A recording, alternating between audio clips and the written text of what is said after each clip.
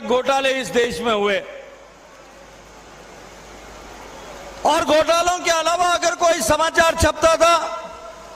वो समाचार छपता था बम के धमाकों का। देश में हर दूसरे तीसरे महीने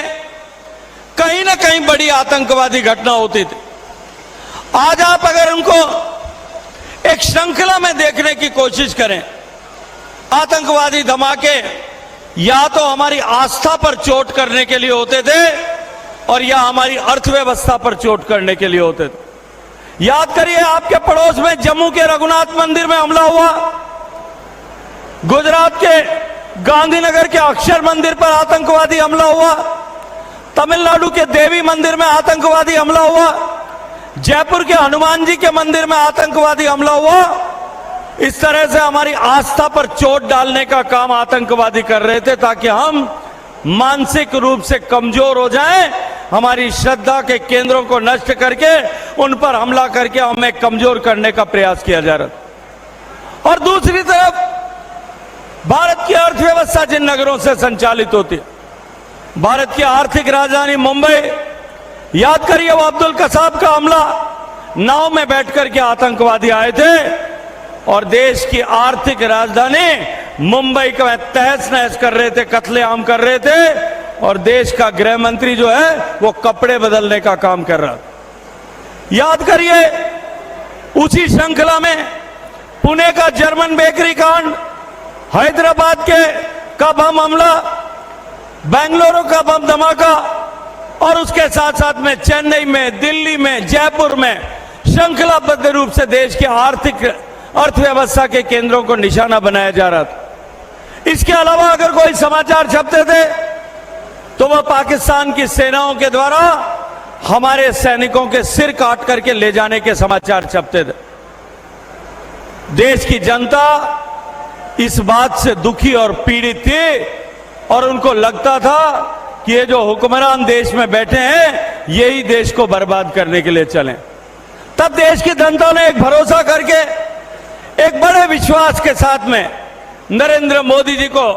भारत का प्रधानमंत्री बनने का सौभाग्यपूर्ण अवसर दिया था। प्रधानमंत्री की कुर्सी पर बैठने से पहले एक संकल्प उन्होंने देश के सामने रखा कि मेरी सरकार गांव, गरीब, किसान, पीड़ित, शोषित, वंचित, दलित,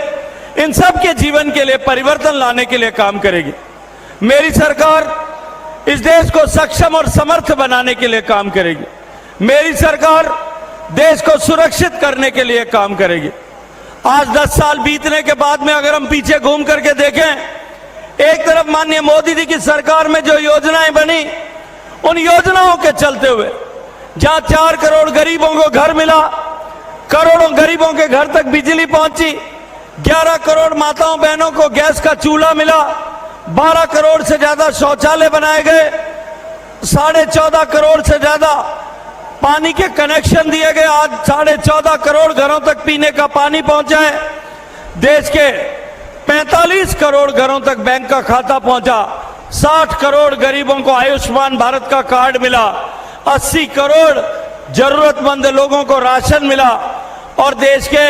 140 करोड़ लोगों को जब कोरोना की आपदा आई तो टीका लगा करके उनको सुरक्षित किया गया।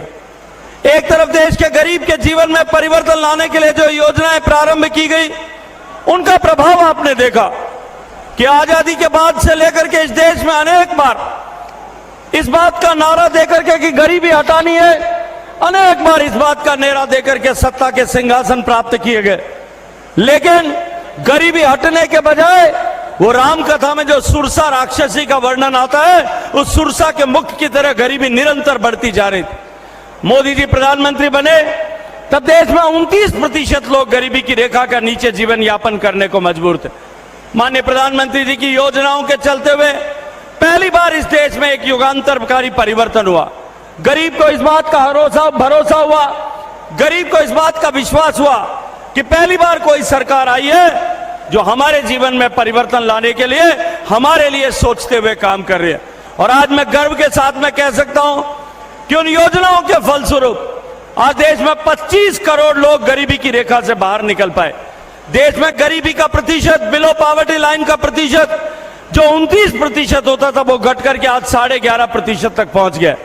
भारत के गरीब ने पहली बार इस अपेक्षा के साथ में, इस आत्मविश्वास के साथ में कि हम भी कभी हमारा जीवन भी परिवर्तित हो सकता है और हम भी सौभाग्य के साथ मध्यम वर्ग का जीवन जीने का को जी सकते हैं। एक तरफ देश के गरीब के जीवन में परिवर्तन आया, दूसरी तरफ देश के इंफ्रास्ट्रक्चर को परिवर्तित करने का काम सरकार ने किया। ईमानदारी से साथ में काम करते हुए भ्रष्टाचार पर लगाम लगाने का जो संकल्प सरकार का था और माननीय मोदी जी का नारा कि न खाऊंगा और न खाने दूंगा, और आपने देखा कि ये खाने वाले कितने सारे जो है वो आज जेल की सीख चौक के पीछे पहुंच गए। हम कभी सोच सकते थे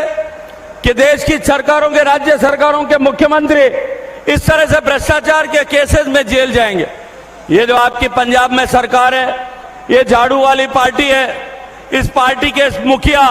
इस पार्टी के सदर जब राजनीति में आए थे तब कहते थे कि हम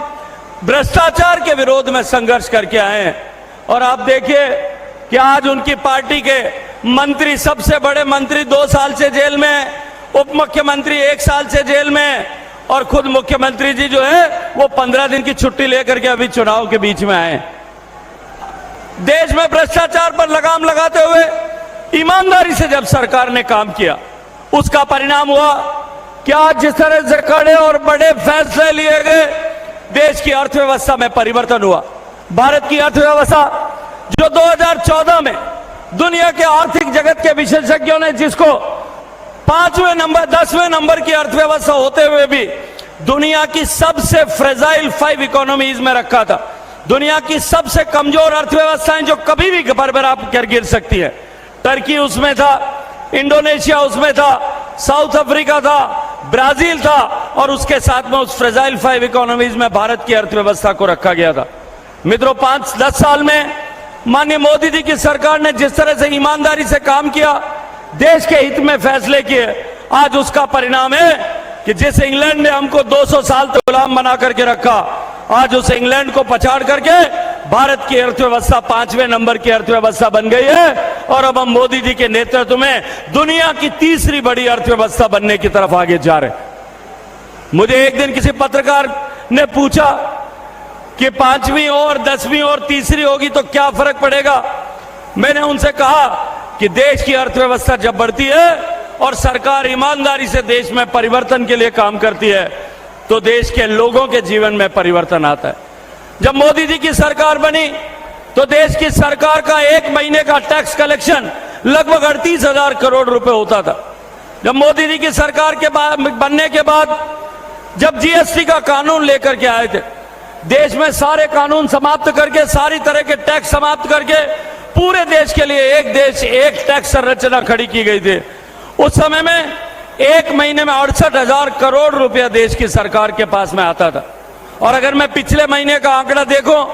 जब देश की सरकार ने ईमानदारी से काम किया, देश को आगे बढ़ाया, हमारा देश 5वीं बड़ी अर्थव्यवस्था हुआ, तब देश की सरकार के पास 1 महीने में 2,34,000 करोड़ रुपए का टैक्स कलेक्शन आया। जब सरकार के पास पैसा आता है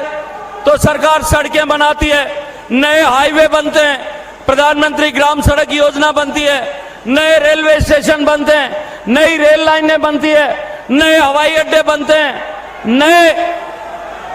अस्पताल बनते हैं, मेडिकल कॉलेज बनते हैं, और देश में एक परिवर्तन आता है, देश में एक बदलाव आता है। और आज ये बदलाव हम सब लोग देख रहे हैं।